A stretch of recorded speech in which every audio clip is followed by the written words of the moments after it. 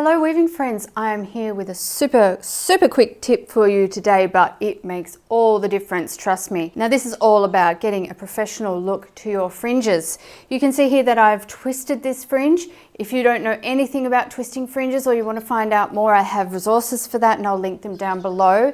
And this scarf is one of the scarves from the Crackle collection, which is one of my patterns in my Etsy shop. Beautiful 3 scarves on 1 warp for floor loom or table loom weavers. I'll also link that down below. Let's have a look at what we're going to do to this scarf to improve this fringe. It looks pretty good already, but there's an extra step that just polishes it off so nicely. What I've done is before I wet finished, I twisted this fringe. So you should always twist your fringe before wet finishing. And then usually after wet finishing, you have the tufts on the ends of the fringe. They fluff up a little bit. Here I've used a beautiful yarn from Revolution Fibers. I'm going to link that down below as well. But it has fluffed up a little bit at the ends, and most yarns will do that on a twisted fringe after you've wet finished. So the very simple step to improve the look of your twisted fringe, it's so easy. Just grab a pair of nice sharp scissors, and then you're going to grab, I usually grab about 3 of the fringe pieces at a time. I line up the knots to make sure that they are all at the same level. And I just smooth out that little fringe bit, and then I give it a little haircut, just a little trim at the end, and you see how that then gives us a straight edge? Well, that's what we're going to do to all of these fringe bunches.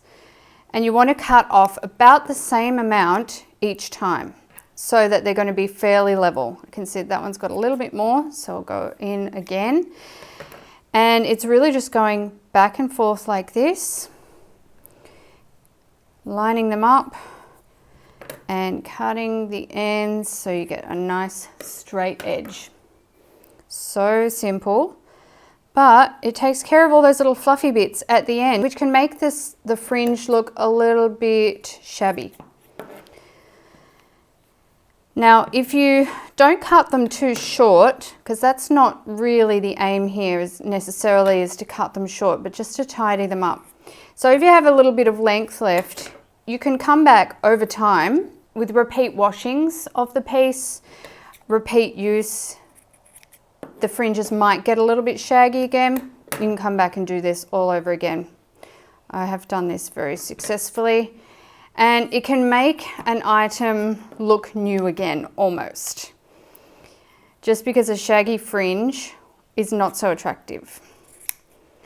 All right, so almost there.